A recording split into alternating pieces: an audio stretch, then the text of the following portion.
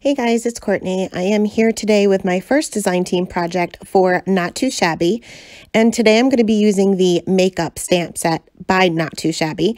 And I'm going to be creating a one-layer scene here. So first, as always, I'm going to be using my T-square ruler to start by drawing a straight line to kind of guide me as far as where my background will be. I start off with a pencil, and we'll go over that with a Copic safe pen later on. I also took a oval die, and I'm tracing this on the outside edge as well as the inside edge. So my little scene is going to be a vanity with a mirror with all the makeup on it. So once I had my pencil lines drawn out, I'll go ahead and start stamping my images, and I'm going to speed this part up a little bit because this is pretty much just stamping and masking. The first part of it anyway. I'm stamping with a Copic safe ink, and I'm masking everything out with a full stick Post-it note.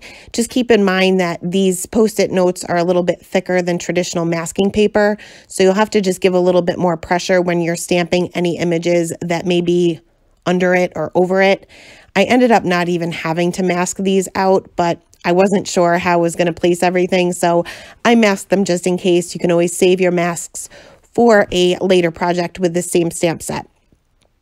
So once I had all of the images that are up front stamped and masked out, I'm going to move on to the images that are going to be next to the mirror. And so first I'm going to stamp it like I always do and mask that out. And then I want there to be a reflection in the mirror. So I'm going to use the acetate trick. So this is just called mirror stamping. I'm going to go ahead and stamp my image right onto that acetate, and then stick that acetate face down onto my card and kind of rub that with my finger to get that impression directly behind and off to the side a little bit so that you can see it right behind that original image. Now, this isn't going to give you a crisp image at all, but it will give you pretty much a guideline as to where you need to go over it with the Copic safe pen later. Going to go on to the next image here, and I'm going to do the same thing, stamping that onto my card panel, masking that out, and then stamping it onto my acetate. Now, if you mess up on your acetate, because it is slippery, so when you try to stamp it, sometimes the stamp kind of moves around and you may not get a crisp image, you can just wipe this away with water. I use my stamp chamois and try again. And if it dries on your acetate, just use like rubbing alcohol and that will come out. I'm also masking out the bottom part, so where the tabletop would be, so that I don't have any of my image going on there, because obviously this is supposed to be in the mirror. Next, finally, I'm going to be stamping out the mascara, and this is actually two different images within one stamp. So I'm going to mask those out individually, and only the mascara brush would actually have a reflection. So I'm going to just mask out the, I guess, container. I always get tongue-tied when I do voiceovers, but you guys know what I mean. Mask that out so that I don't have any residue coming out off of that stamp. Even though it's clean, I don't always get it perfectly clean. So I just mask that out so I don't have anything I don't want there. So I went ahead and removed all of my masks, and for the images that we had done the mirror stamping, I'm going to take a Copic safe pen, and this is an EK Success journaling pen, and I'm just going to go over that same image, just going over those lines that are there. Now, I don't do a great job on this lipstick, but we'll fix that with the coloring. Sometimes it can be a little hard to see. Next, I'm going to take another EK Success journaling pen, and this comes from the same pack. It's just a little bit thicker of a nib, and I'm going to go over those lines that we had drawn out with the pencil. So I'm bringing out my T-square ruler again, going directly over that line, just being careful to go around my images that are on the tabletop, not the images that are in the mirror, and then bring out that same oval die and try to line that up the best I can with my pencil lines. And then again, trace the outside and the inside of that oval die. And then, of course, you'll want to make sure that you erase any pencil lines that may be showing through, especially through those images that we had originally drawn, that straight line in the very beginning. Once you color it, you're not going to be able to get the pencil lines up. So we're going to move on to the coloring, and this part I have sped up because it's pretty simple. I want my little desk or my tabletop here to be kind of a light gray. So I'm starting off with my C1 and just mapping out my darkest areas, going in with the C5, and I'm going to create shadows underneath each one of these objects. And this is where I totally messed up my light source. My light source was going to be in the top left as opposed to the top right, which I normally do. And I'm doing good with the shadows now, but once I actually start coloring the images, I ended up coloring them as if the light source was in the top right. So hopefully nobody will notice. Also adding a little bit of shading on either side of my little tabletop just so that it's not all solid color here. Blending that out with the C3 and then finally going back in with the C1 and covering up pretty much everything. I'm not being overly careful about going around my images. I am going around them, but it's such a light color that it's easily covered up with any darker colors that I may use later on. So I'm not being all that careful. For the wall behind the vanity here, I'm going to be switching over to some warm grays. I'm just going to keep these colors pretty neutral because everything else is going to be pretty bright. I'm going to create a shadow off to the right-hand side where that mirror would be against the wall and where the table meets the wall towards the bottom with the W5. Switching over to the W3, and then finally just covering up the entire area, extending that shadow out each time. Finishing off with the warm gray number 1. Now for the mirror itself, I'm going to switch over to the BG10 and I'm going to cover up pretty much everything, just leaving like a white stripe. And it's going to look a little crazy in the beginning in the center. So I'm just covering the bottom and the top. I am going around my little images here, but it is such a light color. So if you happen to go over them, don't worry about it. It's easily taken up with a colorless blender, or you can color directly over it if you're using a darker color. So once I had that down, I left that white strip right there in the center. I'm going to switch over to my colorless blender, and where I'm going to basically make 2 stripes with my colorless blender, and I'm pretty much saturating the paper. I'm going over it several times. While it's still wet, you want to work kind of quickly. I'm going to go over that same area with that BG10, and that's going to kind of resist a little bit and give kind of like a reflection. So now we're going to jump right into the coloring of the images. So I pretty much did the same thing as I always do, starting off with my lightest color to map out the darkest areas. I'm going to start with the images that have the reflection in the mirror, because this is the most confusing part. So this is where I messed up with my light source. Started off with my light source in the top left. Now I'm switching over to the top right, but they would be opposite. So whatever is on the desk, I'm coloring with the reflection or the highlight being towards the right, and the reflection will have the highlight towards the left. So the lipstick here is a round object. So I am putting shading on both sides, but I'm putting heavier shading on, depending on which one you're looking at, either to the right or to the left, so that the highlight is still in the center of the object, but it's a little bit off to the one side. I'm using my cool gray markers here and my black marker because I didn't do such a great job going over those lines of that reflection image. So this will easily cover it up. You'll never know the difference. For the lipstick itself and for the rest of the tube of lipstick, I'm going to switch over to some R markers. And again, starting off with my lightest color to map out those darkest areas for both the main image and the reflection image. And again, just switching up that highlight depending on which one I'm looking at. And I'm leaving my highlight area completely white at this point when I go in with my lightest color, so that I still can preserve that. I know how much room I have so that I can still have that highlight.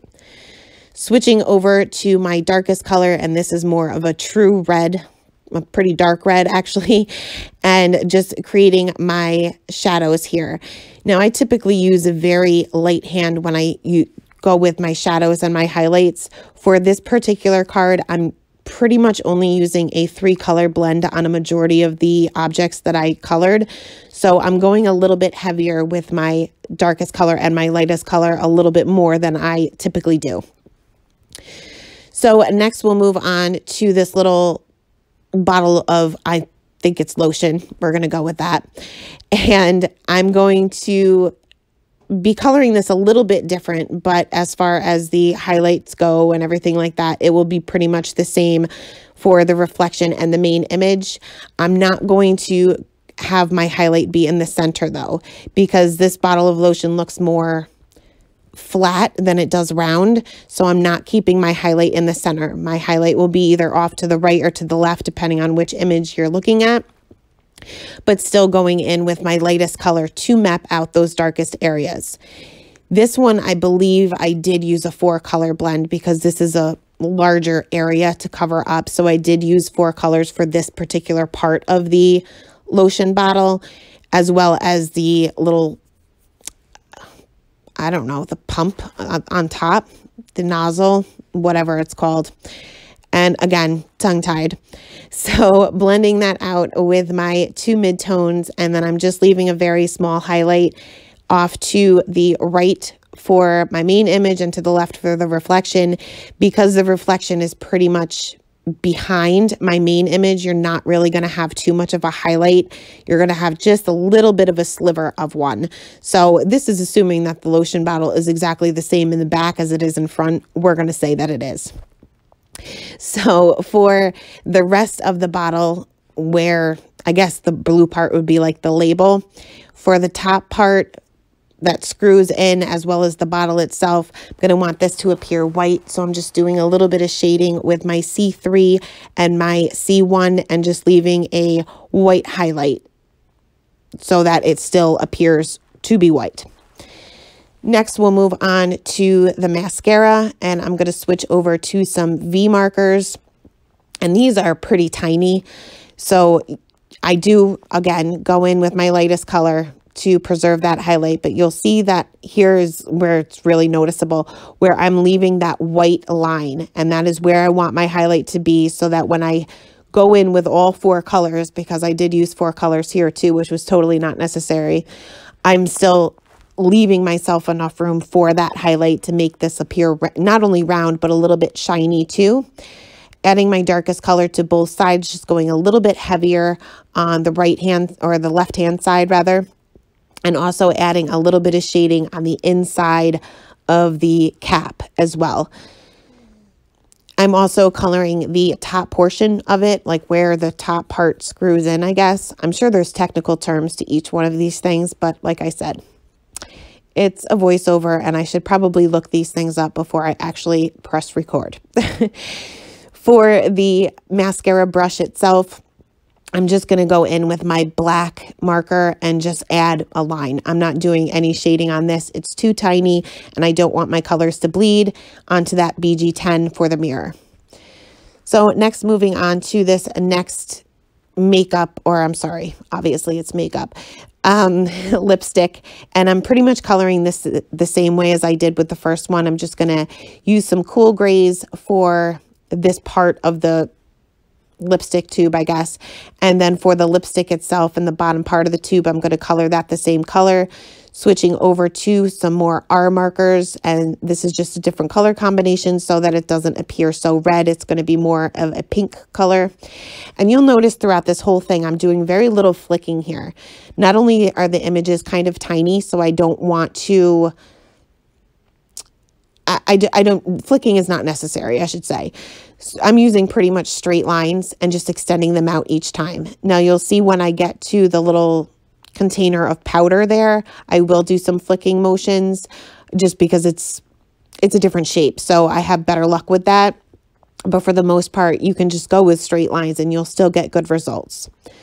For this makeup brush, the brush part itself, I'm just going to color that in with some E50 markers, and I'm going to go back in with the darkest color just to darken that one area up, and I'm not even going to bother to blend it out because I want this to be significantly darker.